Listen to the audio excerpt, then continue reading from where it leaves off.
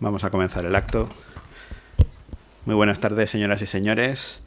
Es un honor para mí, como presidente de la Real Sociedad Económica Matritense de Amigos del País, estar aquí hoy en este acto de entrega del premio Embajador de la Diplomacia de la Academia de la Diplomacia del Reino de España. Embajador de la Hispanidad, sí, perdón. Bueno, lo primero, la primera parte del acto va a consistir en la entrega del premio y en la segunda parte tendremos la conferencia del padre José Luis Rubio Wilhelm, al que tengo aquí a mi izquierda. Bienvenido, padre. Es un placer tenerle aquí, que nos hablará sobre el proceso de canonización de Isabel la Católica. Bien, pues presentándoles a la mesa, junto con el padre, tenemos también a don Juan José Marcilla de Teruel Moctezuma, duque de Moctezuma de Tultengo. Muchas gracias por estar esta tarde aquí con nosotros. A don Santiago Velo de Antelo, presidente de la Academia de Diplomacia. Santiago. Don José Luis Izaguirre, que es el presidente del Foro de la Diplomacia, que se celebra, como saben, habitualmente aquí en la Matritense, muchos de sus actos. En el caso de que hoy nos atañe, el homenajeado, que es el director y productor José Luis, a quien todos conocemos y a quien todos yo creo que estamos agradecidos por el trabajo que está haciendo en los últimos años. Buenas tardes a todos. Es un honor haber sido invitado a este acto de la Academia de Diplomacia por su presidente, don Santiago Velo de Antelo, dedicado a premiar la extraordinaria obra del productor y director José Luis López Linares. A través de su lente nos ha brindado una perspectiva única y profunda sobre la rica y diversa cultura de Hispanoamérica, abarcando la historia, el arte y las tradiciones que definen nuestros países y que nos hacen parte de un orgulloso legado y prometedor futuro. No podemos hablar de Hispanoamérica sin mencionar la figura de Isabel la Católica, cuya visión y determinación fueron fundamentales en la expansión de España hacia el Nuevo Mundo. Hoy tenemos la fortuna de contar con la presencia del padre José Luis Rubio Wilhelm, quien ha trabajado incansablemente en la causa de su canonización. Su dedicación a este esfuerzo subraya la importancia de Isabel, no solo como monarca, sino también como figura espiritual y moral. La causa de canonización, dirigida precisamente por el padre Rubio Wilhelm, resalta sus virtudes y su compromiso con la justicia y la fe, elementos que han dejado una huella duradera en la historia de Hispanoamérica. La Junta de Embajadores de la Academia de la Diplomacia otorga por unanimidad el premio Embajador de la Hispanidad a don José Luis López Linares, en reconocimiento por su labor para promover la verdad con toda rigurosidad sobre la hispanidad, la conquista, la evangelización y la imperialidad de España. Madrid, 5 de marzo de 2025. Por favor.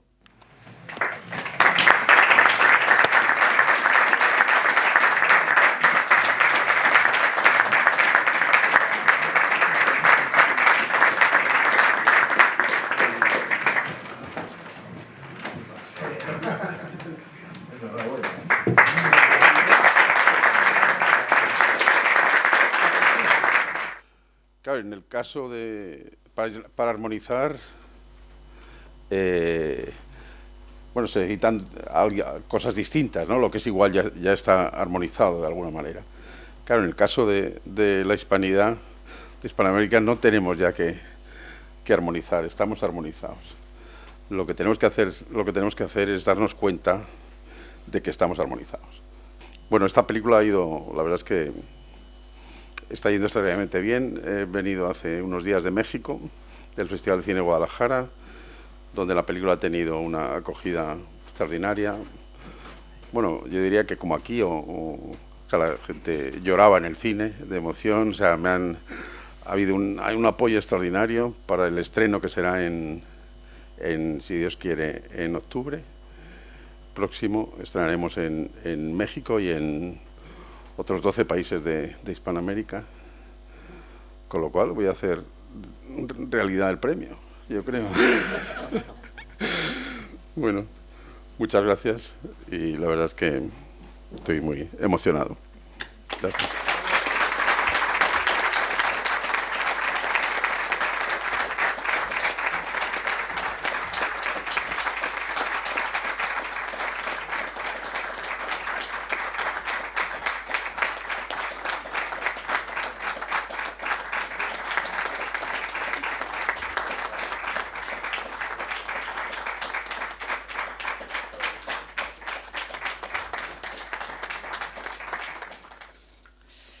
Para mí es un honor el poder estar en este foro académico y felicitar en primer lugar a... Nos juntamos 4 José Luis, ¿eh?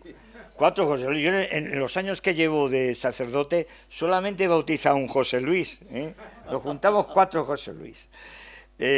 José Luis López Linares, yo de joven, en los años 70 me dediqué al cine y al cine documental. Sus películas para mí son 2 obras maestras en 3 conceptos. En las verdades, en la parte técnica, por supuesto, ahora hacer cine diferente cuando íbamos con la Rifles, se acordará, y montando las moviolas, enviando a revelar las películas a Alemania, poniendo la banda sonora. Yo cogí ya la magnética, que era mejor que la óptica, era una odisea hacer cine en aquella época, pero siempre me puede, cuando voy a ver una película, siempre me meto mucho en la parte que no se ve, en la parte del realizador, del director. Ahora todo se monta en computadoras, entonces era en una moviola, habrá vivido usted también esa época como viví yo. O sea, son obras maestras, pero son obras maestras sobre todo en las verdades. Vivimos épocas de carencia de grandes valores y para mí es importantísimo, y para todos los que estamos aquí, la verdad, que es la que nos hace libre. Y también está bajo este crucificado el deciros las palabras que voy a deciros sobre Isabel la Católica y sobre su proceso de canonización. Saludar también a la Academia de la Diplomacia, a José María Marcilla de Teruel Montezuma, donde se ve el mestizaje de esa gran raza que nace, ahora explicaré, a Santiago Velo de Antelo, a todos cuantos estáis, a una monjita que le conocí de casualidad, porque conectó conmigo, sencilla, humilde, que ha hecho una tesis doctoral que se le he avalado yo, donde también me has enseñado muchísimas cosas, hermana, sobre América, que se va a publicar en italiano y también en castellano, también Mi Corazón, y a todos los que habéis venido de fuera, incluso de algunas religiones que no son la católica apostólica romana. El matrimonio que cambió el mundo es el matrimonio de Isabel y de Fernando. Cambia el mundo en muchísimos conceptos, pero sobre todo hay uno que debemos de tener en cuenta. La Edad Media, que es muy larga, baja, media y alta, con 4 hechos importantísimos que ocurren en el año 1492, para todos los historiadores empiezan los tiempos modernos. Y empieza de la mano de un príncipe perfecto, según Maquiavelo, que es donde se inspira en el príncipe, que fue Fernando, un maquinón, como digo yo, guerrero, y una mujer tocada por Dios, una gran política adelantada a su tiempo y una gran estadista que prevé lo que va a venir. Y eso solamente lo puede hacer personas en la historia de los tiempos muy pocas. Somos conscientes, todos los que formamos este foro académico, de que con aquel 12 de octubre de 1492 nace una nueva raza. Y una nueva raza que no es Latinoamérica, porque nunca hablaron latín, es Hispanoamérica. Y esa raza que descubren aquellos primeros aventureros, que fue una proeza personal de Castilla y pagada con dinero de Castilla, no de Aragón, por supuesto, de Castilla, dio algo muy importante, que era saber si aquellos que descubrieron en esas tierras firmes e islas, porque la reina cuando muere, 12 años después del descubrimiento de América, si vamos a los museos cartográficos del Vaticano, vemos que solamente se ve algunas pequeñas islas. Tierra firme yo creo que todavía no se veía, pero ella muere ya en ese codicilo pensando en tierra firme e isla. Descubre una raza nueva, donde aquellos descubridores, donde fueron con 12 misioneros para atender a la tripulación con los mejores marineros que había entonces en España, con la mejor tecnología, En cuanto a la construcción de las naves, de la Pinta de la Niña y de la Santa María, se emplearon la mejor tecnología que existía en esa construcción de navegar, de grandes navegantes. Y descubre una nueva raza que se dudó si esta raza era racional o irracional, si tenía razón, inteligencia, o se guiaba solamente por el instinto. Esto es muy importante, porque en esos momentos que se descubre, ninguna persona podía hacer el mestizaje, ni ningún misionero de los 12 franciscanos que fueron, luego fueron dominicos, agustinos, mercedarios, jesuitas muchísimo más tarde, cuando se funda la Compañía de Jesús. Entonces Isabel manda enviar gente de aquellas tierras. Estaban en Barcelona, lo recibió ella con un grupo de teólogos y de gente sabia. Ella vivió muy bien rodeada de gente muy preparada, como estaba ella, pero la última palabra la tenía ella. Tanto monta tanto Aragón como Castilla como Isabel y Fernando. Ella era una mujer que sabía en todo momento su gran destino que tenía en la vida, que la vida era brevedad, y decidió decir que eran hijos suyos iguales al imperio más grande que en ese momento existía, que era el Imperio Español. Todavía no era la expansión que tuvo a posteriori, pero ya era una potencia. Y Castilla, fijaros que Castilla, aparte de tener el monopolio universal de la mesta, que esto es importantísimo tenerlo en cuenta, no solo por la riqueza que tenía, sino porque solamente se podía vestir de dos maneras: el lino en verano y la lana en invierno, la seda que daba para la aristocracia.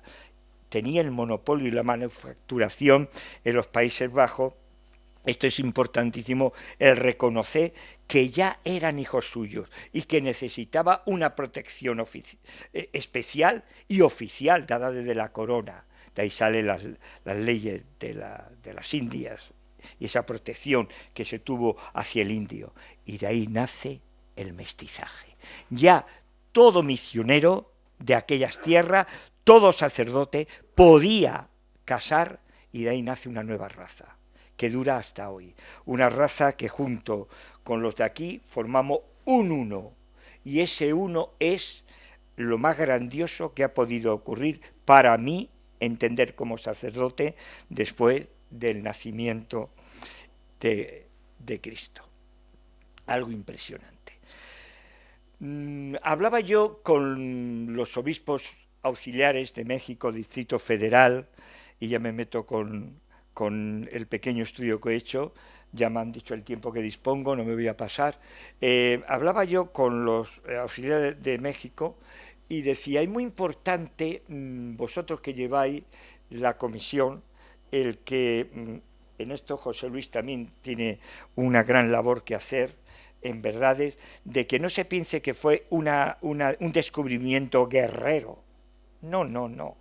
Hubo lo que hubo, como en todas las cosas, su luz y su sombra. Fue un descubrimiento de una civilización con otra, y donde hay el mestizaje. Y de ahí nace lo que ahora tenemos, que se está manipulando, por como vemos, pero son etapas que se pasan normalmente en la historia de la vida. Isabel la Católica es sierva de Dios, para entender lo que voy a decir a continuación. Sierva de Dios quiere decir, nadie puede poner en duda que está ante la presencia de Dios, Cristo, Trinidad. Nadie lo puede poner en duda. Y que es intercesora privada, de ahí las estampas, las oraciones, e intercesora privada entre lo divino y lo humano. Hasta ahí está claro. Eso está claro. Que luego venga lo demás, lo santo no lo da un papa, ni lo da un obispo, ni un cardenal, lo da Dios. Y lo das, fijaros bien, esto es muy importante, para nuestra iglesia, que es la católica apostólica romana, no lo da para otras iglesias, lo da para nuestra iglesia. Sí que la iglesia tiene el don de la prudencia, como muy bien estudiaría Baltasar Gracián, ese jesuita, en ese libro donde estudia el arte de la prudencia. Eso es cierto.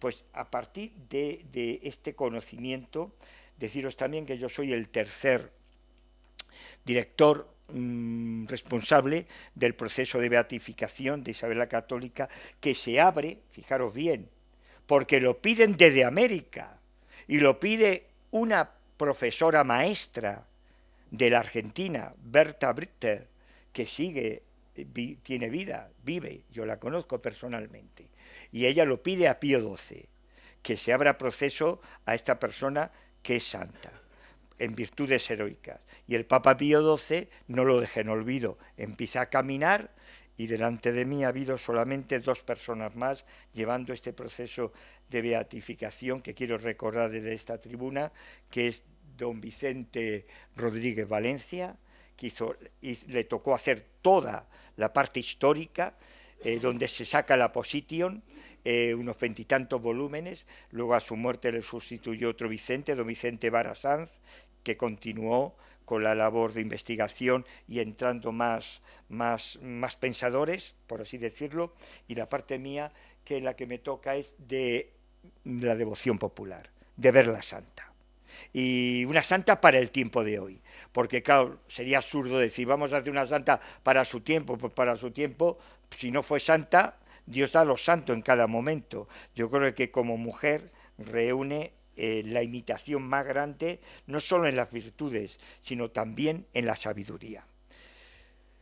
Dicho esto, el anhelo de perfección espiritual de Isabel, tratándolo siempre de un punto de vista teológico espiritual, como voy a tratarlo en esta tribuna, desde su más tierna edad su santo confesor, que fue Fray Hernando de Talavera, que era prior del monasterio de Prado en Valladolid, y de origen judaico, por supuesto, y primer arzobispo de la Granada reconquistada, vuelta a lo que fue siempre, a la cristiandad. Siempre dijo de ella que ella buscaba un camino de perfección y que todas las cosas las consultaba con tremenda finura y con tremenda simpleza en profundidad de oraciones hacia Dios. O sea, en su corazón estuvo Dios. Como lo pudo tener también San Luis Rey de Francia, lo pudo también tener Fernando III el Santo, Santa Isabel de Hungría, o también el emperador de Austria y la emperatricita, que también, mira, la emperatricita también la conoció mi padre, por cierto, que también van camino de los altares, como sabéis. Su constante sumisión a la Iglesia y al Papa. Esta es una cosa que se ha investigado poco y la gente no lo sabe. Isabel fue una mujer de conciliar. Le tocó vivir el concilio de Basilea, Florencia y Roma. Fue el 17 concilio ecuménico de nuestra Iglesia, que lo convoca el Papa Martín V, que duró 14 años, además, en el año 1431 en Basilea, luego se trasladó a Ferrara, en Florencia, en 1438, luego un año después, en el 39, a Florencia, y finaliza en Roma en el 1445. Este concilio, cuando termina el concilio, Isabel tenía 6 años. Estaba ya Isabel con esa edad en Arévalo, en el señorío de Arévalo, con su hermano Alfonso y con su madre Isabel.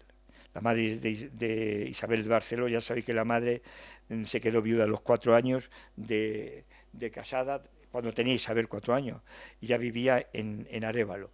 Vivió con estrechez, la madre de la tendencia depresiva, que las depresiones la hereda su nieta Juana de Castilla.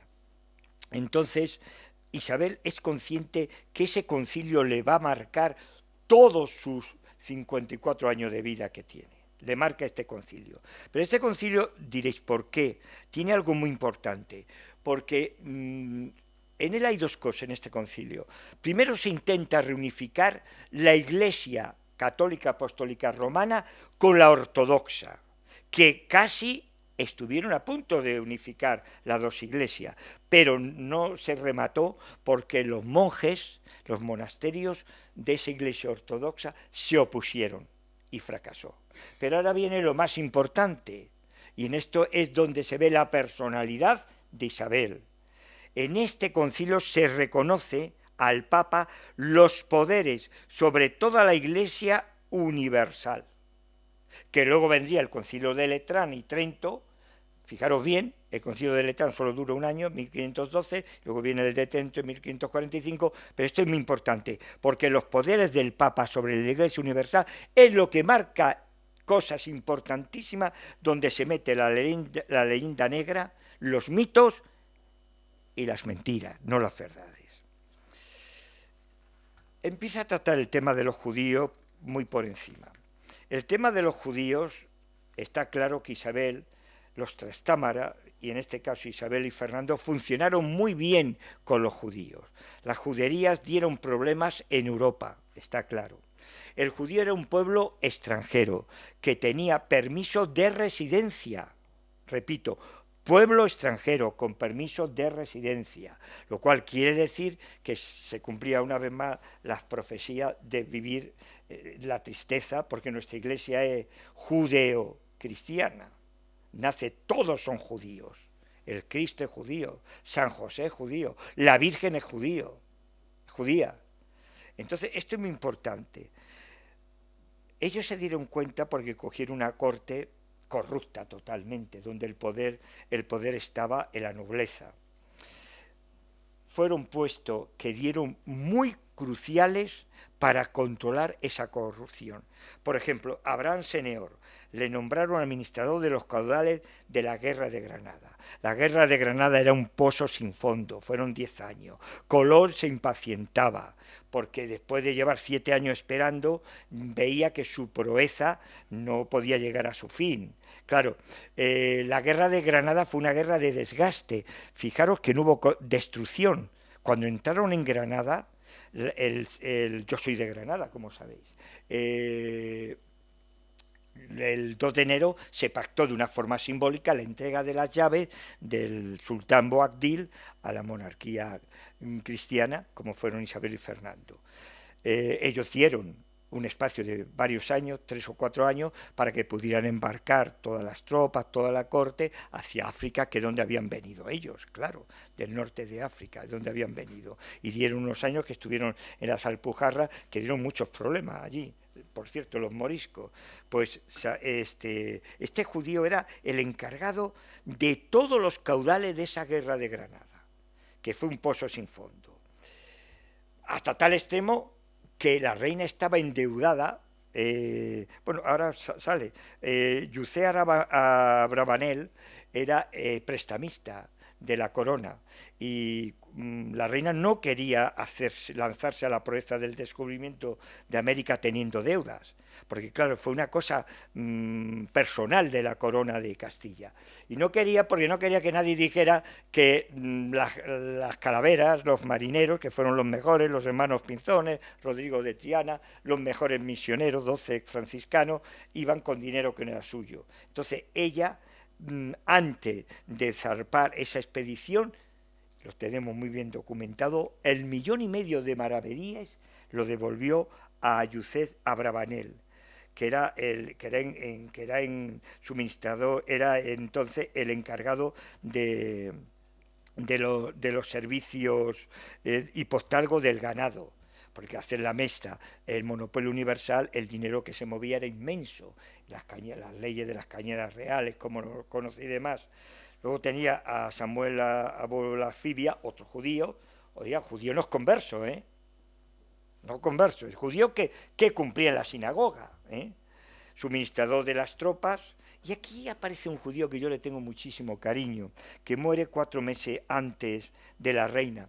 Este judío es Lorenzo Badoc. Lorenzo Badoc, yo le tengo muchísimo cariño, como Abraham Seneor también, pero sobre todo a Lorenzo Badoc, porque Lorenzo Badoc era el médico personal de Isabel, y era el que atendió todos sus partos. Y fijaros bien, las manos de esas princesas y la mano de ese futuro rey que luego muere, príncipe, las primeras manos que tocaron fue la de un judío no converso, la de Lorenzo Badot. Es que esto hay que decirlo, hay que retenerlo y hay que pregonarlo. Murió 4 meses antes de morir Isabel, Lorenzo Badot. Hay una guerra civil en la que los portugueses invaden España. ¿Qué ocurre? Pues que la guerra civil la gana Castilla. La gana Castilla. Y la gana Castilla, en esa guerra civil hubo mucha traición de la nobleza castellana. Tomar nota, mucha traición. Y hay algo que nunca antes se había hecho. San Juan de los Reyes, en Toledo, el 1 de marzo de 1476, es la misa del gran perdón a vencedores y a vencidos y a vencedores. Entonces, ahí donde ella ya da si sabían ya que a ella no era manipulable, porque Isabel no era manipulable, ahí donde ella deja sentenciada su infinita misericordia y el sentido de la autoridad que tenía que tener ya como reina, como el sentido de autoridad que tiene también sacerdotal o de un presidente de gobierno, por supuesto. Eso es un hecho importantísimo, donde ronda la santidad de ella, porque eso antes nunca se había visto, y más en una política. Ni en Doña Urraca, que también tuvo, Doña Urraca también es otra adelantada a su tiempo, pero nunca llegó a lo de Isabel. La reforma interna de la Iglesia de Castilla tiene una importancia tremenda, diréis, ¿por qué? Porque ella se encuentra una iglesia llena de vicio, donde habían perdido la brújula tanto eclesiásticos, frailes y monjas. Tiene un gran aliado. Isabel tuvo 2 grandes aliados. Primero fue Mendoza, pero solo vivió 4 años, primado de España, arzobispo de Toledo, y luego fue Cisneros, que llega a ser rey regente también, porque Cisneros llega a ser rey regente. Don Fernando vive 16 años después, muere 16 años después de Isabel la Católica, y mientras espera que llegue Carlos V a hacerse cargo de la corona de que había heredado de las Españas, el que hace de rey es Cisneros, que esto también muy importante, la preparación que tenía.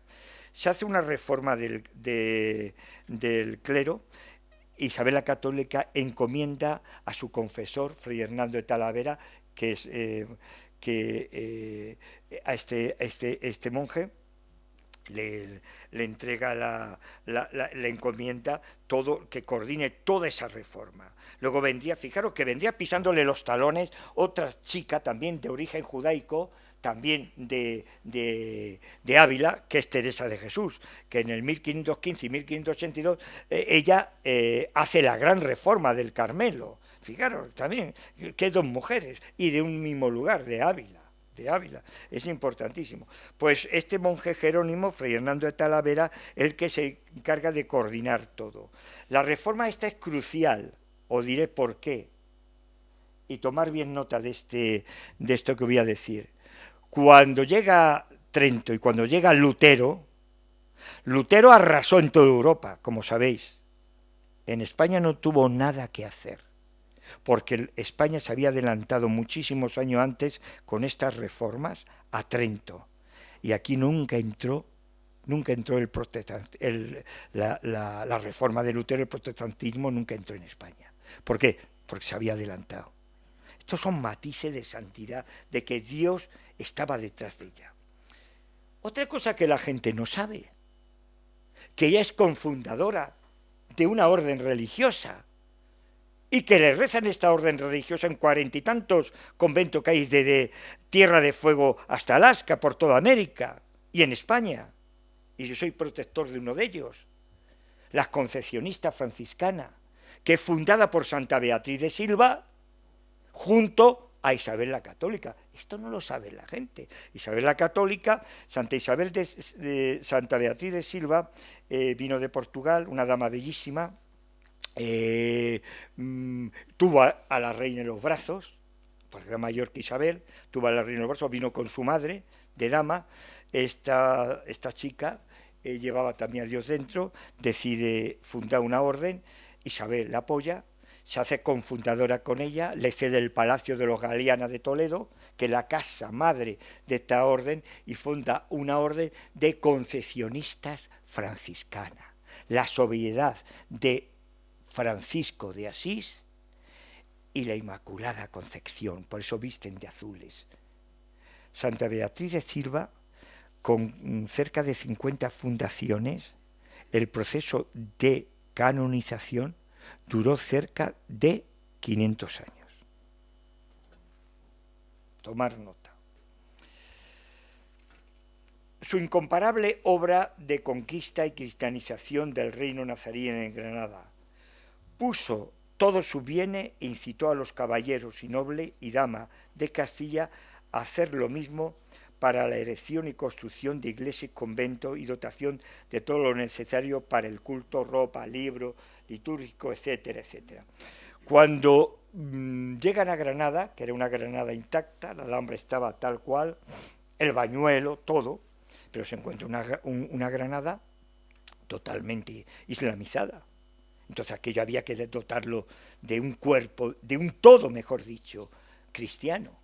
Y hay que hacer iglesias, hay que hacer monasterios, hay que hacer catedrales, hay que empezar las obras de la Capilla Real que ella dejó ya documentada, donde ella quería morir en Granada junto a su esposo y ser enterrada allí, y ya se deja el proyecto de lo que es la Capilla Real de ahora, porque ya la enterraron en uno de los primeros monasterios que se hicieron en la Alhambra de San Francisco, al ras del suelo y amortajada con sayal de franciscana. Ella era terciaria franciscana y de la Orden de Santo Domingo. También funda el primer monasterio de la Real Cruz de Santo Domingo en Granada, aquello.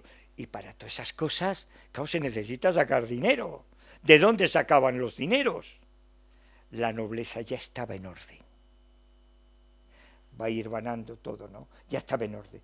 Y ella pide que la nobleza se vuelque, se haga sobria y se prive de regalismo, porque hay que Granada hacerla y vestirla de ese cristianismo. Y allí están todas las iglesias que veis que son grandiosas.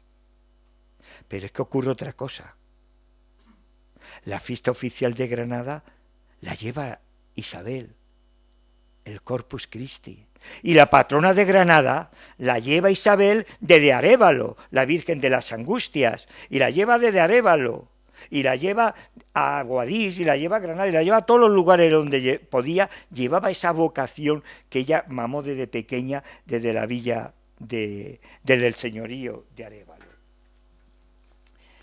Su especial celo y culto a la Eucaristía y a la Inmaculada. Como ya he dicho, ella, esto lo he resumido antes para no alargar, ella era muy devota de esas sus dos grandes devociones. Fijaros, hay un hecho que la gente tampoco conoce y está documentado en el interior del Palacio Juan II de Castilla, y hay una orden ininterrumpida de Madres Agustina, que era la casa natal de Isabel la Católica. Aquí hay gente de Madrigal. En la Capilla Real hay una imagen que se conoce como la Virgen del Mar, de origen borgoñón, de estilo borgoñón, esa es imagen. Y es una Virgen, una piedad, una Virgen de las Angustias. ¿Por qué se conoce como Virgen del Mar? Debajo está todo puesto en castellano antiguo. Iban navegando las galeras de don Fernando el Católico por mar abierto y vieron de repente una galera que flotaba un objeto desconocido sobre la superficie. Entonces dio la voz de alarma a don Fernando, y don Fernando autorizó a acercarse a ver lo que era ese objeto. ¿Y cuál es la sorpresa? Que aparece una imagen de este tamaño, pesa muchísimo, totalmente, por así decirlo, profanada, tirada a los mares, pero estaba bastante bien conservada, es una imagen milagrosa. ¿Y qué hace don Fernando? Aquí vemos lo que se querían este matrimonio. Le envía a casa de sus suegros, al Palacio Juan II de Castilla, que la restauren y que se venere en la casa donde nace mi queridísima esposa y amadísima Isabel, en ese palacio, en esa casa de Madrigal. Y allí está en la capilla real por los siglos de los siglos, esta imagen de las angustias. Y ahora viene, mi querido José Luis, la evangelización de América. Yo he visto sus películas, la que existe en DVD la he comprado. Y la he visto varias veces, una con un fin histórico. Le felicito porque ha tenido muy buenos asesores. Yo he colaborado también para algunas series, para Francia concretamente, para dos series, para France 2, para el Canal de Francia, también que me pidió asesoramiento y demás. Le he visto en sus dos obras de verdades, de hacer mucho bien. Y dos obras para hoy día, que estamos en tiempos donde los libros no se venden, se lee poco, y donde nos vamos a instantes muy cortos, sobre todo de imágenes o de sonido, dos obras para mí maestras. Cuando salga en DVD esta obra, la coleccionaré también, porque me gusta verla, y también la parte técnica, como me he dedicado yo también al cine. La evangelización de América se hizo exclusivamente con dinero de Castilla.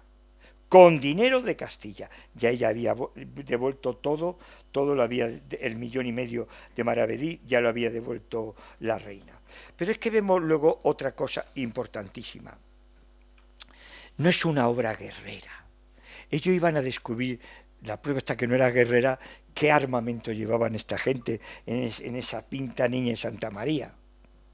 Lo justo y necesario para poderse defender de algún imprevisto. Era una obra de descubrimiento, de descubrir, o sea, y de demostrar que la Tierra era una vez redonda, porque fijaros bien que había todavía muchas teorías que venían de épocas antiguas en las que el fin de la Tierra estaba en Finisterre y la Tierra era cuadrada, allí te perdías en el mar, te caía y te comían el infinito, desaparecía en lo infinito. Vienen a demostrar este navegante genovés que un privilegiado también, una persona tocada de una inteligencia privilegiada, de que la Tierra era redonda y se podía llegar a las Indias. Claro, lo que no se imaginaban es que la Tierra, yo invito a ir sin prisa, y José Luis, si no has ido, te invito a los museos cartográficos del Vaticano, donde se ve cómo se va descubriendo todo y cómo va apareciendo ya luego al final un continente que desde la Tierra de Fuego hasta Alaska dividía el globo terráqueo. No se podía pasar al otro lado. Ahora sí por el canal de Panamá, pero no se podía pasar. Inmenso río, selva. Fijaros que cuando descubren América, las Indias, para ellos había una población aproximadamente de 24 millones de personas. Imaginaros que cogemos la ciudad de New York y despoblamos toda América y desparramamos todo eso. Y descubren allí cosas importantísimas, que para ellos era chocante. No había unidad lingüística, no había unidad monetaria, no había unidad política. Había, sí, estaban los aztecas, los mayas, los incas, más otras tribus, pero que muchas tribus no se conocían entre ellos. ¿Cómo se iban a conocer en esa inmensidad de continente? De entrada, eso les sorprendió. Y les sorprendió sobre todo la nueva raza que acababan de descubrir, como he dicho yo de entrada, que dudaron si eran igual que ellos. Era normal que en aquellos siglos se pensara así, o eran seres, pues sí, fueron seres muy parecidos en algunas cosas a los españoles, pero en algunos conceptos eran irracionales. Lo primero que hacen estos españoles en esta proeza es llevar, id y predicar el Evangelio. Quiere decir, y predicar el Evangelio es ir y predicar vuestra civilización cristiana. Aquello eran tribus que estaban dedicadas a la idolatría. Fijaros que el Machu Picchu se funda en el año que descubrieron las Américas, en el 1492. Pensamos que... no, lo que pasa es que como se tardó tanto en descubrir a posteriori, se descubrió ya cuando no existía esa gente que poblaba aquello, pero es una obra también maestra de construcción. Pero ellos no conocían la geometría, que conocía Babilonia, conocieron los egipcios y la perfeccionaron los griegos. Sin embargo, ellos tenían en esa cultura, en esa civilización, aunque no conocían la geometría como la podíamos tener las civilizaciones del otro lado del mar, de los mares, sí que ellos se regían por unos conocimientos que hacían esos monumentos mastodónticos, conocían también el arte de la orfebrería y demás. Que estaban en la edad de piedra sería inexacto. Que no habían pasado la edad de los metales, del cobre y del bronce, también sería inexacto decirlo, afirmarlo, pero ellos estaban, fijaros que estaban muchos años luz de la civilización más avanzada que llega allí y descubre América. Isabel manda venir entonces, como he dicho anteriormente, reconoce lo que he dicho anteriormente, y ella ya cuando cae enferma, el testamento... Podía haber traído yo el facsímil, se me ha olvidado, y las estampas, porque la madre que tengo yo de secretaria, la madre Jazmín, le pidió algunas cosas, pero está la pobre desbordada de trabajo. Lo que sí que es cierto es de que en aquella América que descubre, la misión no fue guerrera, fue una misión entre el mestizaje, la evangelización, la cultura y respetar, porque lo primero que hicieron aquello es aprender las lenguas que hablaban aquella gente. ¿Cómo iban a imponer el castellano? Y una pregunta que os hago ya terminando. El primer catecismo salió 60 años después del descubrimiento de América. ¿Cómo bautizaban y evangelizaban? No había catecismo, y el primer catecismo es un catecismo jeroglífico. Hay un sacerdote en Valladolid, en el libro que voy a regalaros luego del simposio internacional, que tendrá usted uno y vosotros uno también, donde yo he sido el coordinador de esa edición, de toda esa edición. Hay un estudio muy bien hecho y fotografía de cómo eran aquellos catecismos. Pues mira, los primeros 60 años bautizaron con el corazón de Cristo. ¿Y cómo bautizó San Francisco Javier en las Indias, en el Golfo de Bengala, en Goa, en Japón? Le faltó poco para cruzar para China porque murió en Goa. ¿Cómo bautizaba San Francisco Javier? En aquel laberinto también de lenguas, en las Indias, con el corazón de Cristo y en el caso de él, con el corazón y mandato de San Ignacio de Loyola. Fijaros, hoy día en Europa, que vamos camino de eso, a veces tenemos más normas que corazón, y menos corazón que normas, fijaros, y tenemos que ser corazones de Jesús y corazones de María, de hombre y de mujer y de hombre. Pues empezaron ya a bautizar, y en ese momento ya viene la gracia, y la reina seguía de cerca todas estas cosas. La reina, en su testamento, hace sobre todo en su codicilo, hace un especial hincapié en esa protección al indio y sobre todo en esa abolición de la esclavitud. Es más, ella se había educado admitiendo que la esclavitud era normal de niña. Sin embargo, luego ella es la primera que lo abole, o sea, que lo suprime, dándose cuenta que eso no es de Dios. No es de Dios, que todos somos hijos de Dios. Y la síntesis teológica y espiritual de la evangelización diría que esta evangelización, los frutos lo empezó a dar desde el primer momento, porque en ese mestizaje nace ya la familia mestiza cristiana. Y llegan los indianos, y llegan los Montezuma. Si aquí tenemos un descendiente de Montezuma con un ducado, es gracias a ese mestizaje. No todo fue horror sobre la ruina del mundo precolombino. Los españoles y los portugueses levantaron una construcción histórica grandiosa. Lo vemos en las películas suyas, José Luis, grandiosa, que en sus grandes trazos todavía están en pie. unieron muchos pueblos que hablaban lenguas diferentes, adoraban dioses distintos, guerreaban entre ellos o se desconocían. Lo unieron a través de leyes e instituciones jurídicas y políticas, pero sobre todo por la lengua, la cultura y la religión. Si las pérdidas fueron enormes, las ganancias han sido inmensas. Para juzgar con equidad la obra de los españoles en México, hay que subrayar que sin ellos, quiero decir, sin la religión católica y la cultura que implantaron en nuestro país, no seríamos lo que somos. Seríamos prontamente un conjunto de pueblos divididos por creencias, lenguas, culturas distintas. ¿Sabéis quién dice esto? Octavio Paz en el año 1995. He dicho.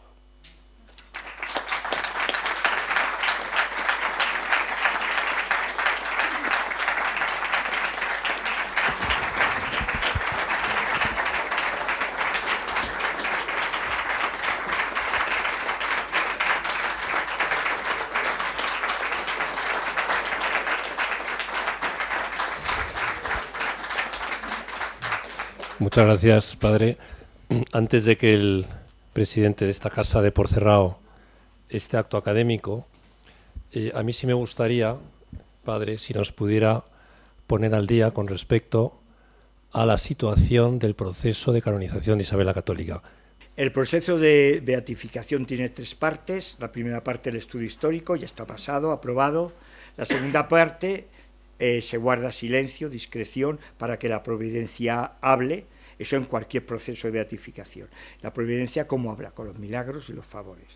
Milagros, tenemos la curación de un tumor cerebral, ¿sabes?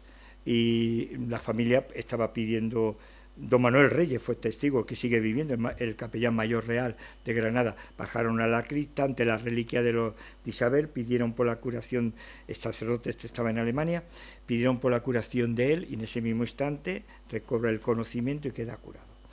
La comisión recibe aproximadamente una media de favores y también de curaciones de cánceres y demás, aproximadamente unas entre 4 y 8 mensuales. Hay muchas que no encontramos, por ejemplo, ahora estamos investigando 2 curaciones de cáncer en Estados Unidos de América, pero nos encontramos con una cantidad de problemas tremendo, porque es que hay que hacer, estudiar un milagro es una cosa muy compleja. Y claro, allí nos encontramos con el problema de que la ley es la ley y que el derecho a la intimidad y todas estas cosas es muy difícil. Entonces no nos aportan los datos que pedimos. Ellos piensan que confirmar una carta, sellarla y tal, se puede admitir. No, eso lleva una investigación. Pero bueno, ahí está la providencia. En el momento que estamos ahora es un momento importantísimo. Yo, si soy sacerdote, se lo debo a ella. Yo no me hecho sacerdote, la gente me conoce, yo estaría ahora mismo seguro, que casi seguro estaría casado con mi familia, por lo que yo había en mi mente. Me metí de una forma casual como granadino a echar una mano en los 500 años del fallecimiento de ella, para unir Valladolid con Granada, y Granada con Valladolid, y ahí me vino la vocación. Estamos en un momento crucial, y voy a decir por qué. Primero, ¿por qué se lleva el proceso en Valladolid? Porque los procesos de canonizaciones se llevan en el lugar donde muere la persona. Por ejemplo, yo estoy ahora también echando una mano, todavía no se ha abierto proceso, pero está en ello, al rey Balduino de Bélgica. La gente me conoce, sabéis que mi familia tenía mucha relación con Fabiola y con él. Yo le conocí de pequeño, veraneaban en Motril. Entonces, ¿dónde se lleva en caso de que se abriera el proceso de Balduino? En Granada, que es donde muere, por supuesto. Pues se lleva en Valladolid.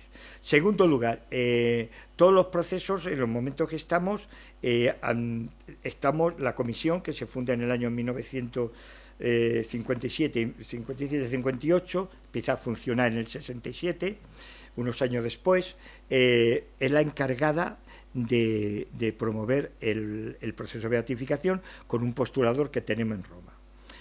El postulador que tenemos en Roma, o hablo por boca de él,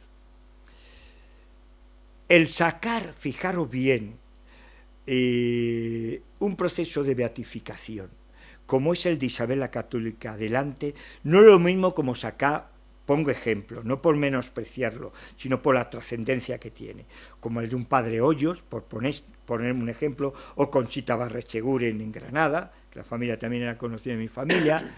¿Por qué diréis? Porque primero el prestigio que da este proceso es grandísimo, porque traspasa diócesis, país, continentes y mares.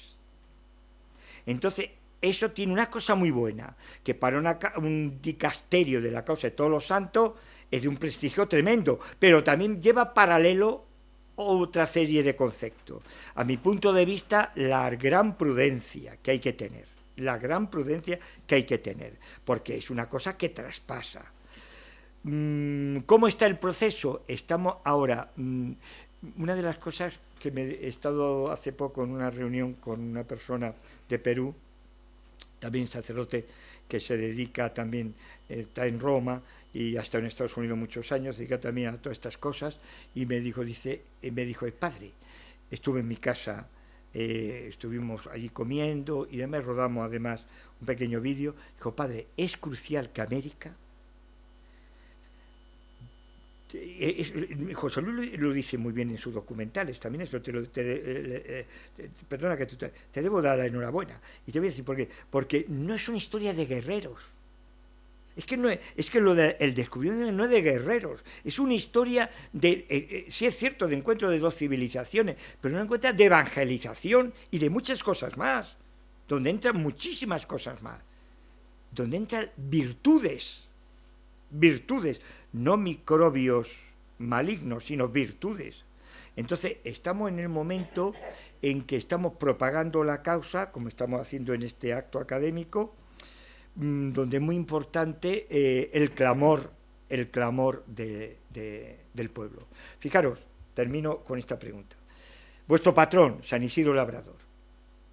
San Isidro Labrador es hasta ahora el santo que más años llevó beatificarle.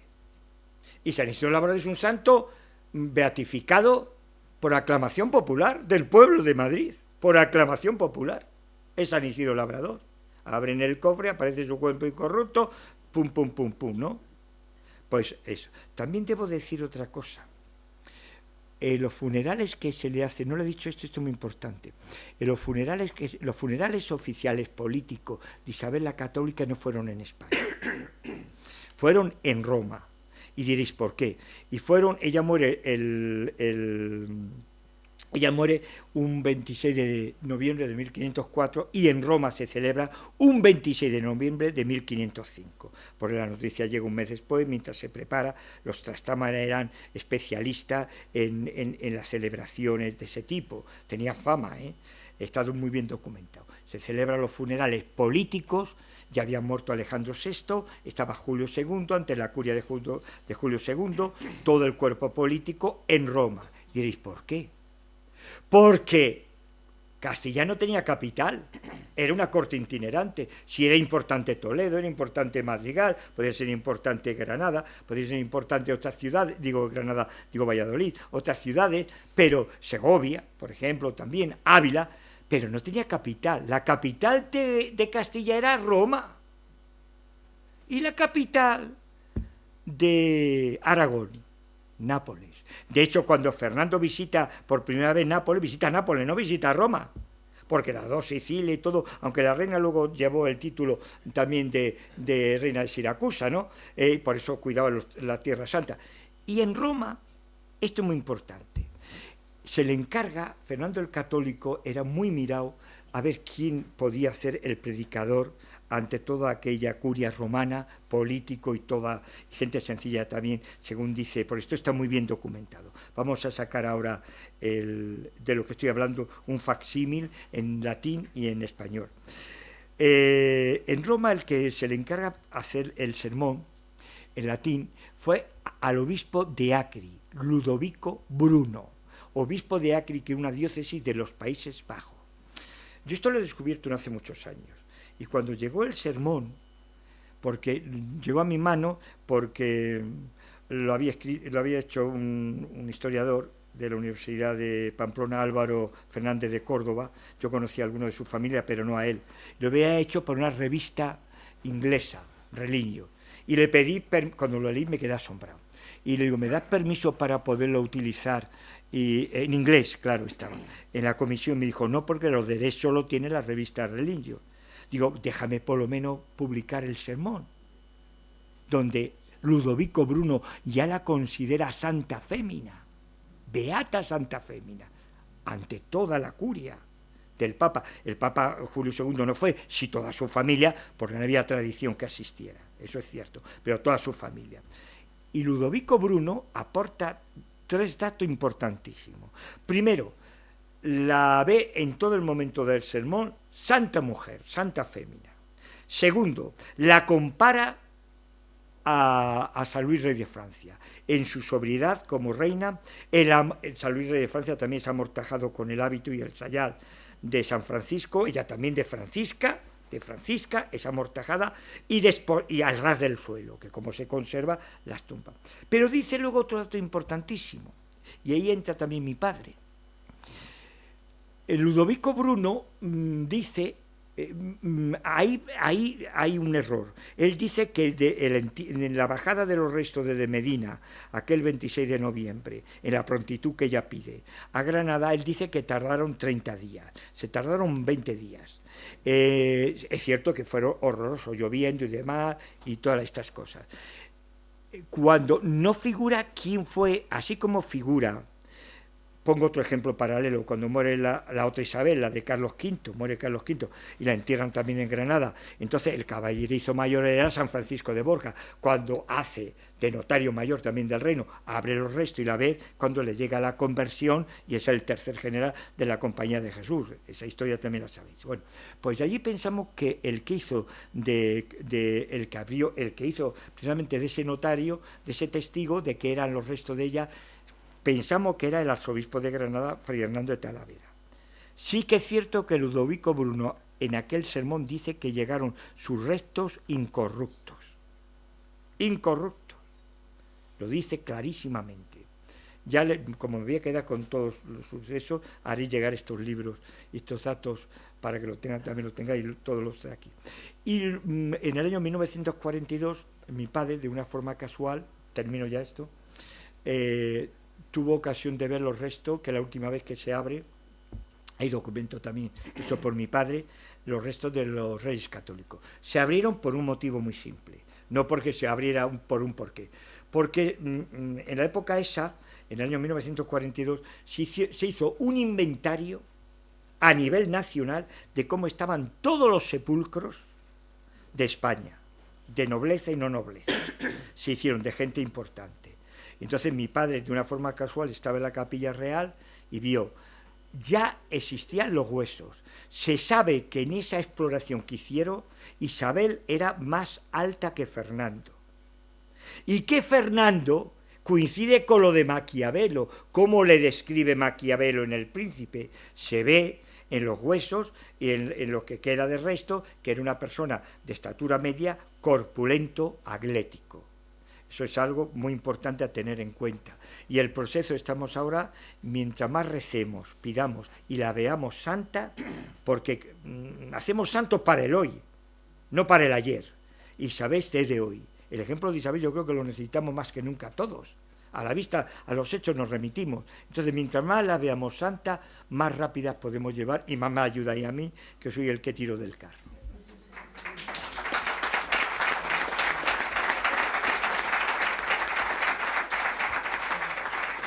¿Hay alguna pregunta más? ¿Hay alguna pregunta más? Yo aprendí de la hermana Francisca, Javier, póngase en pie, hermana, que la vean. Es muy humilde, pero me gusta. La hermana Francisca Javier conectó conmigo y me envió la tesis, una tesis preciosa, que yo he aprendido cosas de América en esa tesis, porque nunca se termina de saber todo, y morimos siendo aprendices. Me gustó muchísimo la tesis, que la he avalado y la van a editar en italiano y en español próximamente. Y sería una buena idea también presentar en algún foro académico, porque es muy bonita la tesis, una tesis muy sencilla, fácil de leer y con conceptos muy claros, y algunos que yo tuve que corregir muy pocas cosas, hermana, usted lo sabe. Yo creo que me enseñó algo, me enseñó también, y es de agradecer. Yo quería entregar a José Luis, este es un libro que yo fui el coordinador. Hubo un simposio internacional en Valladolid en el año 2018, donde fueron grandes pensadores de las Américas y de España.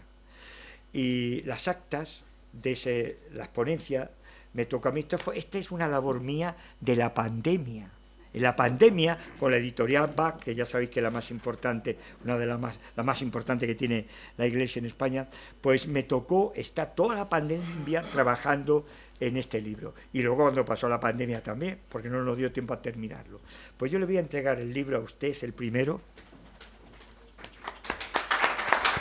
y la medalla de favor. Luego nos cambiamos.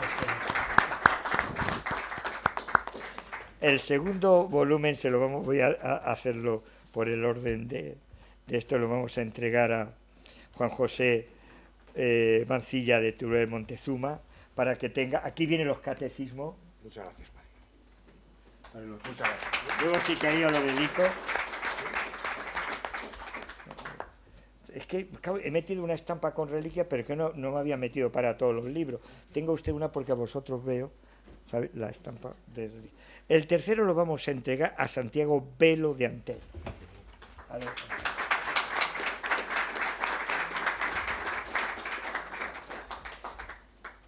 Y este cuarto que me queda, pues al presidente de aquí de la casa, como es lógico, al anfitrión, que no ha recibido con tantos honores. Y a Pepe Romero, no te preocupes, que si no lo tiene, ya te lo haré llegar.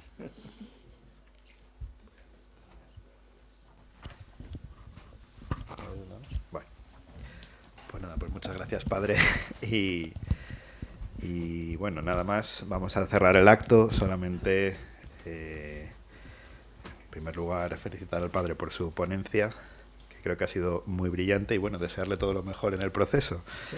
Veremos si somos capaces de verlo. Esperemos que no dure 500 años como el de San Isidro, pero bueno, sea como fuere, bien será que bien acabe. Y también felicitar a nuestro premiado, que francamente esperemos que continúe con esta labor que hace mucha falta en España y en la hispanidad.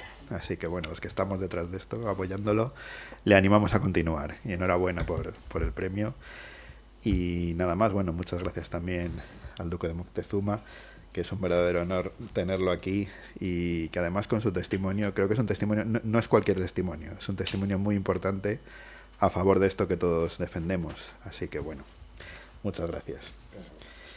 Y nada más, con esto damos por terminado el acto, y bueno, los esperamos el próximo, que ¿cuándo es? Este jueves, ¿verdad? Este jueves tenemos efectivamente un evento con la Embajada de Haití, que está pasando momentos complicados, como todos sabemos, bueno, muy complicados, terroríficos, y bueno, vamos a apoyarles organizando un evento musical, de música tradicional, y vendrá el embajador y estará aquí con nosotros este jueves. Y bueno, lo vamos a pedir ya cuando acabe el evento, y ya quienes se quieran quedar, yo creo que le vamos a pedir al padre, ya cuando hemos finalizado ya, si puede hacer una oración, pidiendo por la pronta, para que la Iglesia, pues la pronta beatificación de Isabel la Católica, quienes quieran quedarse. Gracias. Muy bien. Pues dicho esto, terminamos aquí el acto. Muchas gracias. Nos sacamos la foto oficial, ¿no?